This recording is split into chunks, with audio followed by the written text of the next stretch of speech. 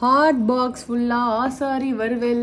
கடைசியில் வந்து the best ஆசாரி வறுவல் எங்கள் வீட்டில் பண்ணுவாங்கன்னு நான் எதிர்பார்க்கல. நல்ல வரமிளகா மட்டும் போட்டு, நோ கடுகு, நோ எக்ஸ்ட்ரா தாளிப்பு, ஸோ பஞ்சு மாதிரி வெந்து போன நாட்டுக்கோழி வித் லிட்டில் மிளகா, நோ குழம்பு, நத்திங். இதையே பிசைஞ்சு அப்படியே சாப்பிட்லாம்.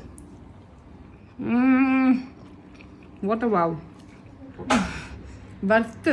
ஆசாரி வறுவல் நான் கோபி போகும்போதுலாம் என் ஃப்ரெண்டு பிருத்வி வீட்டில் சமைச்சு தருவாங்க. அந்த டேஸ்ட்டு அப்படியே வந்து கண்ணுக்கு முன்னாடி கொண்டு வந்து வாய்க்குள்ளே போய் டைஜஷன் ஆகிற அளவுக்கு இருக்குது. Oh my god, I am loving this ஆசாரி வறுவல். எங்கள் அம்மா பண்ணாங்க. நல்லெண்ணெய், வரமிளகா, நாட்டுக்கோழி. இதில் வேறு என்ன ஆட் பண்ணாங்கன்னு எங்கள் அம்மாட்ட கேட்டால் தான் தெரியும். பட் அமேசிங்காக இருக்குது. அஷ்மி இட்ஸில் இன்றைக்கி நாட்டுக்கோழி.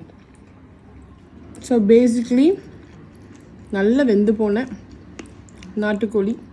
முடிஞ்சால் எங்கள் அம்மா இதுக்கு மட்டும் ஒரு கடை போட்டு சொல்லுவேன் சென்னையில். இந்த நைட்டு 11:30 மணிக்கு மிச்சமீதி இருக்க நாட்டுக்கோழியெல்லாம் போட்டு நான் மட்டும் உட்காந்து சாப்பிட்டேன். ஒரு 3/4 மணி நேரம் சாப்பிட்டேன். ஆசை தீர சாப்பிட்டேன், பொறுமையாக சூ பண்ணி. இன்றைக்கும் அதையே பண்ண சொல்லி சாப்பிட்றேன். மேபி இன்னும் ஒரு 3 நாள் தான் இதை சாப்பிட போகிறேன் எனக்கு தெரிஞ்சு.